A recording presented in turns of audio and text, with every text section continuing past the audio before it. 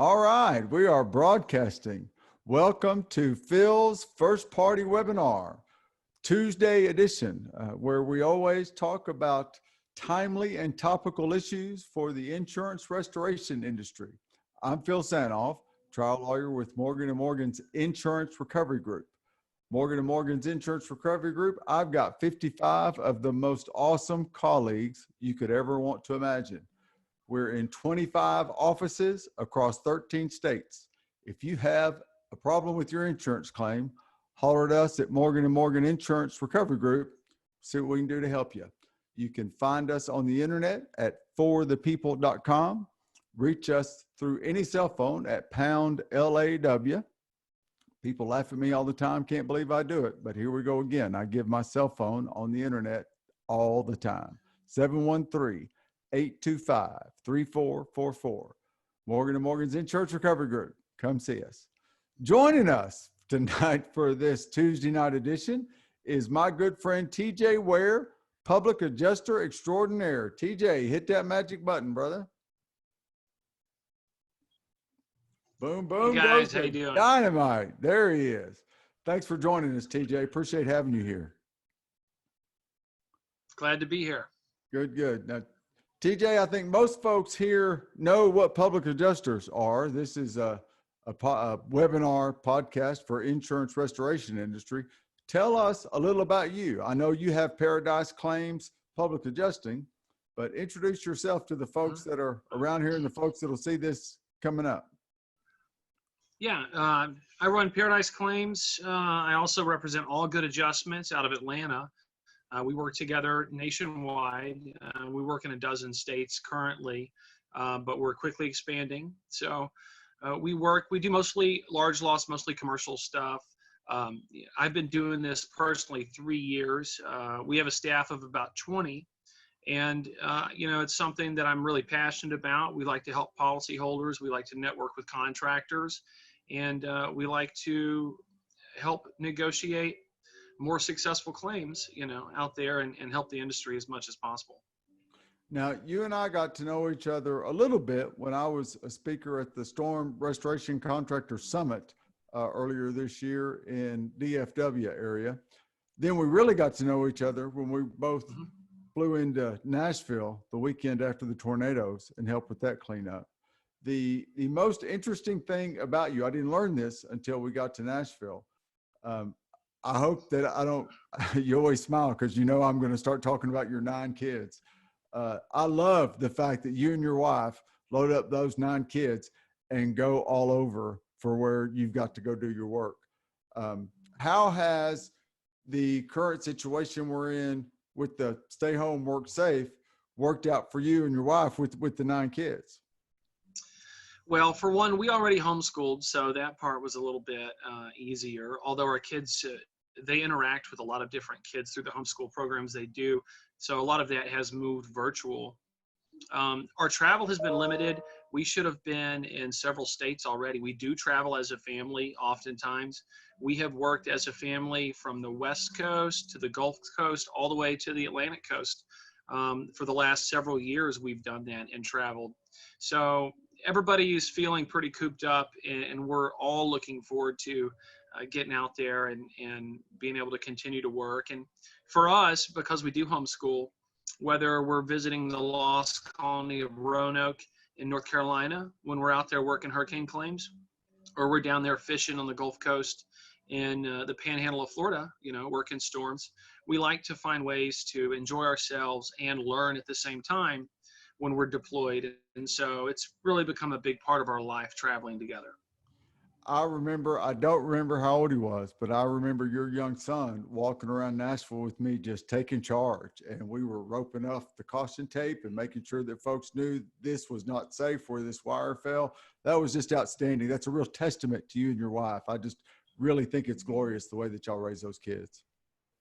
Thanks. We enjoyed it. So, actually, getting out there and volunteering some in Nashville was hugely rewarding for me and for the kids. Nashville was a very severe tornado, and so it was an opportunity to really see how bad things can be after a natural disaster. I was very proud of the kids. That was Seth, my son Seth. He's my fourth son. He's very intuitive. He's very hands-on, and he's a big help to me. And he's always glad to help out the people that we're working with or volunteering with. He got out there with me and Doug Quinn from APA. He got out there and we were kind of joking around with him. I think Doug took the lead on it of, come on, Seth, we're going to rope this off. And he grabbed it and he just ran with it. It was so great. It was so much fun. Yeah, it was terrific. And Doug and Heather, they have a heart for serving people just like you do, just like we do, which is part of the reason, Phil, you and I have connected and clicked so well. We always look for an opportunity to go out there and serve others. And overall, I believe if that's your philosophy in life, success will find you. And it's because you're trying to put yourself around those other people who make others their focus. And in my experience, success tends to follow people with that sort of outlook. Is that kind of what led you into being a public adjuster? One of the things I try to do with folks on the show is talk about why you do what you do. Tell us a little bit about that, if you would, please. So I had a roofing company in Dallas-Fort Worth for almost 7 years, and it was a decent-sized roofing company. We did a lot of residential work, and I started to encounter situations with insurance carriers and insurance adjusters where they were being completely unreasonable. And in one particular scenario, this one situation, it was a neighborhood very close to my home. I was out there working with a homeowner. They had a 3-tab roof. About a third of the roof was blown off. This was an Allstate claim. So we went out there, I met with the adjuster, and I said, this roof is not repairable. We need to replace the entire roof. That Allstate adjuster berated me, belittled me, and spoke bad about me directly to my customer. And it was such an uncomfortable interaction because I'm never adversarial. I've never given an adjuster a problem. I've never been anything but professional and friendly. And so for them to treat me that way was so challenging for me. I felt powerless. I felt helpless. And that day I made a decision to become a public adjuster. I had known about what public adjusters did. I had been seeing more and more unscrupulous behavior on the part of insurance carriers and adjusters out in the field. And that was the straw that broke the camel's back. I can still remember that day. I'll always remember that day. And that's what sent me down this path. And as soon as I became a public adjuster and adjusted a couple of claims, I knew this is what I wanted to do full time. And so Jackie and I put our roofing business up for sale, and we're able to sell the company. And then we've done this full time ever since, and we absolutely love it. And doing this full time now, you are empowered and don't have to be treated that way. Is that what I understand? The way being the public adjuster, you've got more of a platform and do not face that type of treatment? One challenging thing about it is that I thought that would give me the license to go out there and rebut that sort of behavior, to be able to stand up for the policyholder when an adjuster comes out there and tries to treat me or the contractor terribly. Interestingly enough, my experience has been the adjusters are very friendly with me now. Wow. Yeah. So that's good. I'm glad. I'm not naturally real adversarial. I would rather be your friend. I would rather help you adjust the claim. And so that's kind of our MO. That's how we work. When I approach a claim, I'm there as a professional. I'm there as a licensed claims adjuster as well. And so I tell the insurance company's adjuster, hey, I'm here to help you. I'm here to help you do your job. Let me take some of the workload off of you, accept some of our documentation. Let's work together and indemnify the client. Now, I know that properly documenting the file is a big part of why we like working with you with Paradise Claims. Paradise Claims is so diligent about properly documenting everything. Besides the proper, how are you able to get the proper documentation? I don't want to ask you if this pandemic is affecting your work. Let's talk about how. So you talk about the diligent, detailed documentation that you always do. How are you able to do that with the current situation that we're all working under? So I'll be honest with you, on the claims that we're working, we haven't had any challenges. We're still sending people into the field. They're trying to take all the precautions necessary. But in our job, in our role, especially if it's like a roofs and exteriors, which a lot of our claims are roofs and exteriors, our guys are able to get up there and still do their job just like they would normally without even having to interact with people. So that hasn't really slowed down. We haven't been negatively affected that way.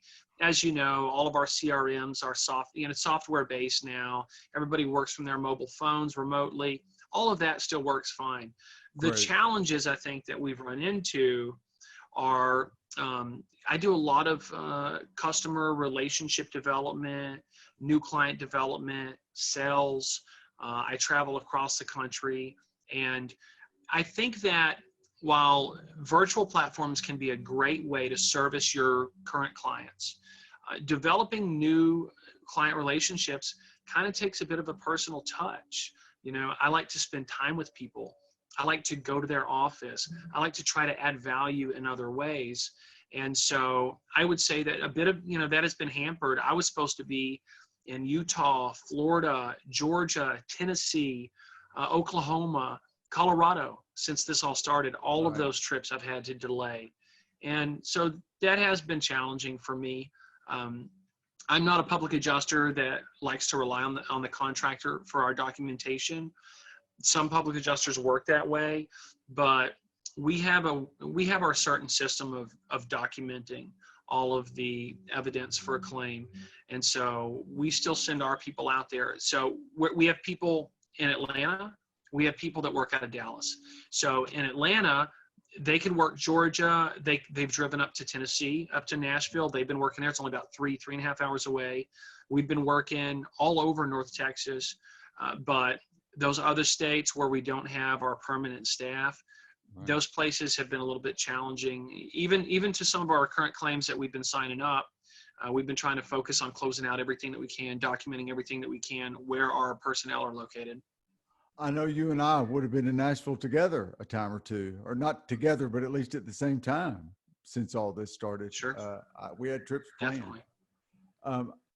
Other than or in addition to the travel, I know that you and I have talked quite a bit. I know you travel with your family around and do the client development and the relationships.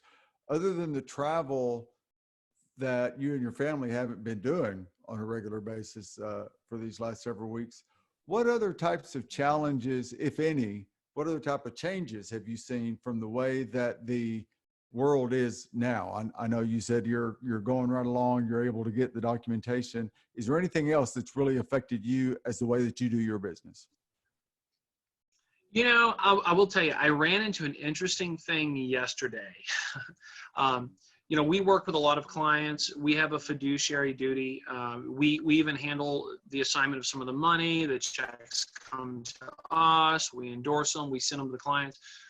We have realized that the scrutiny by the banks has vastly increased over the last 2 weeks, which to me was pretty interesting. It was unexpected. We're having the banks hold deposits. The deposits aren't clearing, and these are things that have never been an issue. And so after spending hours on the phone with the bank yesterday, my wife, who works with me, she basically runs operations west of the Jackie hi for me, please. Jackie, I will. Yeah. I will. Actually, I think I did this morning. I think we already did this morning. Right. She sat on the phone for hours with Chase Bank, and we're like, what is the deal? When did all of these new processes start, and why are you putting holds on these deposits? And they said, in the last 2 weeks, we've changed the way we do everything. So that is one challenge that's going on out there. And I don't know all of the reasons internally why some of the banks are doing that. It would seem to me like they have enough other things to work on right now, but we are seeing those changes. As far as insurance carriers, I have heard that some carriers have stopped or slowed down field inspections. Right. As far as our commercial claims, that really hasn't. That hasn't been too much of a factor for us. We've been getting payments issued, which is really good. I think this is also an opportunity even to streamline some things, because some insurance carriers have allowed contractors or public adjusters to record the documentation, send it in virtually, and then they have even been approving claims that way. But, I would always, of course, encourage everyone to make sure they maintain their integrity, because that's a bit of trust, that's a courtesy that's being extended, and we don't want to see anybody ruin that for everyone else. Sure, sure. How you mentioned earlier about how you with Paradise Claims, you like to perform and gather a lot of your own documentation. How have you found that helps you with Paradise Claims run your claims in a different way or get better results for your folks by doing your documentation with the system that you like to run? Well, number one, there's the familiarity with the type of documentation that we usually obtain. And so we follow a similar process with every claim. But a lot of it's really about confidence. If we're negotiating this claim, I'm going to stand on this hill and I'll die climbing this hill that, hey, this customer needs to be indemnified based on this evidence that backs up this claim. And so in order for me to have that confidence and put my reputation or my license on the line, I want to know that the documentation that was performed was accurate and that it's going to be a true representation of the situation with that particular claim. Now, TJ, as you get to know me better, you'll learn that I like to do everything in threes. I think 3 is a magic number. So I ask every guest to list 3 points about whatever topic we're talking about. Tonight's topic, you and I have talked a little bit beforehand to make sure that the show went well. Are there 3 points that you would advise people in your industry, you're part of it, that you think that you're doing and that you think public adjusters should also do to help them thrive during this time of the virus pandemic and everything being a little bit different in the world that we've got? So my points are definitely not limited to public adjusting. Okay, great. And I think that I could always do things much better myself. But these seem to be the important things to me for any business person, anyone still conducting business. Number one is self-care, right? Before we can service our own clients or customers, before we can take good care of the people that we market to, we have to make sure that we're in good shape and we can perform our duties the way that we would normally do that. Now, right now, there are obviously a lot of challenges out there for all of us. So I think the most important thing is to take the time to make sure that you're still in good health, both physically, emotionally, mentally. I think that has been a struggle for a lot of us. The longer that this quarantine goes on, the more we're all struggling, I think, with things like emotional and mental health. And that's okay. I think it's okay for people to have those struggles. And I want to encourage people to reach out and not hide those struggles, but, reach out for support, reach out for the help that's out there, because I don't think it's wrong or unusual for someone to have those challenges at a time like this. As you and I had discussed, some of us at times have strains in our personal relationships.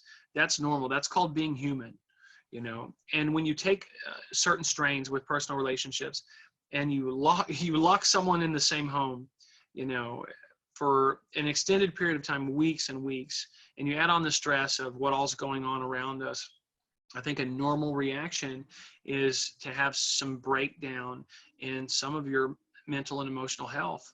And I think this is a time where we really have to come together and support each other. But before we can reach out to our clients, I think my number one point is make sure you're okay, take care of yourself. If it takes a little bit of extra time for you to focus on your own health and your own mental health, I think that's the most important thing that you can do right now. It's like when you're flying in an airplane. And the flight attendant usually gives you this procedure if the plane were to become depressurized and you're flying with a child and the oxygen masks fall down from the ceiling. Their instructions are, you put your own mask on first and then you put the mask on the child. Because if you can't breathe, how can you help the people around you? I think it's the same exact concept. Yeah, you and I have talked a few times that wifey and I have talked about it was so great that we were in such a great place together right when this came through. Because I was a traveling trial lawyer from the time we met years ago, this is probably by far the most time that we have spent in one place, all together, no distance, no interruptions, since we've known each other. And so, yeah, us coming together, good time for us, being in a good place, and really, really not only loving each other, but liking each other so much. Feel my heart hurts for folks that aren't in that situation. We all know folks like that. So thank you for sharing that about folks got to take care of themselves. Absolutely. Yeah. So that's the number one, right? Number two is, we've got to care for our clients, and we've got to pay attention to their needs. Their needs may not be the same as they were 6 weeks ago. So they may need you to communicate with them differently. They may need for you to do whatever you do for them. They may need for you to do that in a different way.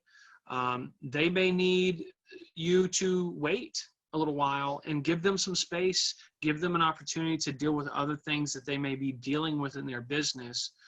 So I think it's important to try to really pay attention to the needs of your customer base or your clients and pivot to be able to fill that need, or dare I say, back off for a little while, because a lot of people are going through some very challenging things. And so I think it's important to be responsive to their needs, because all of us should strive to add value to the people that we do business with. And so right now, adding value to the people that you work with may not look the same as it did 6 weeks ago, and it may look different 6 weeks in the future from now. So I think we really have to stop and focus on that. Some of that best value may be pivoting and help them take care of themselves before they can move forward, helping the other. Right. Absolutely. Right. Yeah, I completely agree. It's a strange time. This is like uncharted waters for all of us. And so we're having to be flexible, and be willing to do things differently. I think a lot of the people that I see that are having success right now in this time have been willing to do things differently than they have always done them in the past. Right.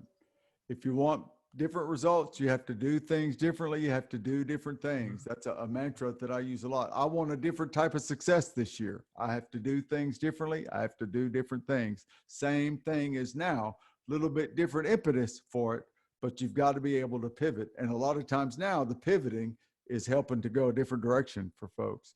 Now, in the legal industry, we've heard there are different jurisdictions that are extending certain deadlines, certain timelines, and it can be different jurisdiction to jurisdiction. I know you work in a lot of different jurisdictions. Have you run into any challenges with timelines on matters that you've got to get done when folks just say, look, I can't handle it right now? Fortunately, we haven't been up against the wall on anything, which is a good thing. There have been a lot of state timelines, insurance timelines that have been extended. As you and I know, a lot of insurance and insurance law and all of that is different state by state. Mm-hmm. So it will depend on each individual state. I think the governments have tried to do an amazing job in responding to all of what's going on. The departments of insurance have tried to be responsive. They've extended even deadlines on licensing and continuing education hours. So I think everyone has done a great job in trying to be, not just responsive, but proactive, knowing that those issues are going to come up.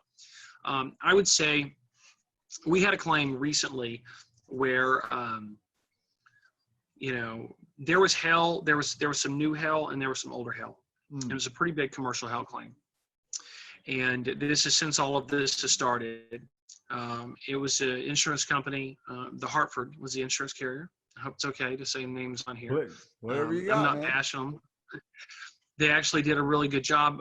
We discussed the claim with the adjuster, and trying to meet the stipulations in the policy, we were quick to point out the new damage from the most recent date of loss on this claim. The most recent date of loss was a bit challenging because although we could document the physical damage with the fresh spatter, there is zero weather data to support it whatsoever. So that adjuster approached us. He said, listen, Can we use this data loss back in 2016? And I said, I thought, is this a trap? Are you trying to push us past the timelines in the policy for recovering the depreciation on the claim? And he said, listen, these people have been insured with us since the building was built 15 years ago. I just feel like I can better document the claim using the 2016 data loss, and we'll pay the full claim with all the recoverable depreciation. And so that's a situation, since this has all started during the middle of all of this craziness, where I saw the insurance carrier say, listen, we don't want to make it hard on you. We want to make it easy on you. We're willing to provide full coverage, and we just want to make this a little bit easier documentation wise. So we'll use that older data loss, and we'll still give your client, our mutual client, the full benefit of this insurance claim. And so I was very appreciative of that. So I have not seen any nasty behavior yet from the carriers. And, I will say most of the times we don't, but you and I, we're here and we're ready for those times when we do see that behavior or something that could be interpreted maybe as not acting in good faith. Obviously, we're ready for those scenarios. But in response to this crisis, I've seen a lot of really good behavior, and I'm appreciative of that. That's great. Give you faith in the human spirit again. We're running up against the time. I want to make sure I get to your third point. I think I kind of took us on a pivot after you did point one and point two. What's your third point that you want to share with the world this evening? You are counting. I wasn't sure if you were counting. Okay. So my third point is the second point really leads into it about pivoting, because right now we all need to be still trying to develop new customers and new clients. And that's where I'm seeing a big challenge for everybody, really, across the board. Everyone who's involved in our industry is having to learn new ways to go about that. And I'm having to do the same thing. And I'll be honest, I think that's been the biggest challenge for me in my business. I feel restrained, as do you right now. And what's bad is the airfare prices are so low. Right. It's tempted me. And we're considered an essential business or whatever, but I've got a family, I've got a wife, I've got 9 kids like you talked about. Is that the responsible thing for me to do, to go jet setting around the country right now? And then, as we discussed, we travel a lot together, my wife and I together, and this just isn't really the time where I feel good about doing that travel. So we're learning, we're exploring all of these virtual options. We're relying on the many industry-related groups that we have on social media and things like that. We're using this time to learn about new things and new tactics. And I'm very business-minded naturally. So whatever I learn, I look for a way to apply that to better myself in business and connecting with new clients. As long as we keep learning, I think we all ought to take this time to pick a skill. I mean, you get my notes in the mornings, pick a skill and level up, focus in on things. I want to make sure we do 2 things before we sign off for the evening. I'm grateful to you for the time, but it always seems to fly. We try to get these in about half an hour. I want to talk about 2 things. The most important thing I'll say for last. So please tell folks, I don't think we did it already. Tell folks how they get in touch with you if they need to talk to you about helping them with a claim or helping them with some other type of information. You've been so great on the show. Let's make sure folks know how to get in touch with you. Sure. Well, they can give us a call, 800-419-3994. They can find us online on Facebook at Paradise Claims, or our website, www.paradiseclaims.com. And you're always welcome to email me directly, tj@paradiseclaims.com. And I'm very responsive. I'm glad to have a conversation with anybody that would like to connect with me. If I can add value to the situation, I will. And I'm glad to give free advice if that's what it takes as well. Give me that phone number a little bit slower one more time. It's 800-419-3994. Thank you, sir. Thank you, sir. Now, I said I was saving the most important thing for last. You know how important family is to me. I know how important family is to you. Come to understand that your older sister is feeling sick right now. Maybe hasn't gotten test results back, but has got some symptoms where she's been pretty sick for a little while. If you, Yeah, she's 2 years older than me, and so as you and I both discussed, we both share the same situation. She's my older sister. She's my only sister, and I would consider her my best friend. She is absolutely one of the closest friends that I have in my life. She's a very positive influence to me. She tries to be a positive influence to all the people around her. And so I love and care for her, and she's young, she's healthy. I'm sure she'll have a really good recovery, but I definitely appreciate any prayers and well wishes.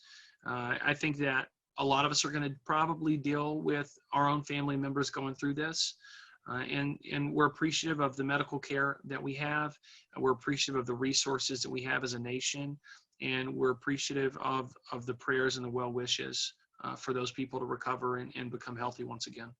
well, I put her out there on my prayer network earlier today when you and I first got in touch today. And so I wanted to make sure we told it to the world tonight. So other folks out there that can send their own prayers and put them on prayer chains, prayer networks too. Ashley, let's all pray for TJ's sister, Ashley. Anything else you'd like to close with, TJ? I thought that was the most important thing. I had to make sure and get it in about Ashley. Anything else you'd like to tell folks as we sign off here pretty quickly? I would just say, let's keep our heads up, because we're going to be able to go outside. We're going to be able to drive where we want to drive. We're going to be able to fly where we want to fly. Life will return to normal, and we're going to look back on this, and we're going to find the silver linings. We're going to find the positive things, and we're all going to grow. And ultimately, I believe all things work together for good. And so I think that I will look for those things in my life, and I'm looking forward to that time where we can get out there and do the things that we want to do and that we need to do. I love you, brother. Thank you so much. I'm grateful to have you as a friend. I'm grateful to have you here on Phil's First Party webinar. We're going to sign off. Thank you, now. Phil. I'm grateful to you. Thank you very much. I know we'll be in touch soon. Again, I'm grateful for all the help and all the happy, positive vibes that I get from you anytime you and I can be in touch. Thanks for helping our folks. Thanks for helping our show. And we'll see you real soon as we can. Y'all have a blessed night. All right. You too, brother. Thank y'all. Thank y'all for being at Phil's Tuesday night edition, Phil's First Party webinar. Thank y'all.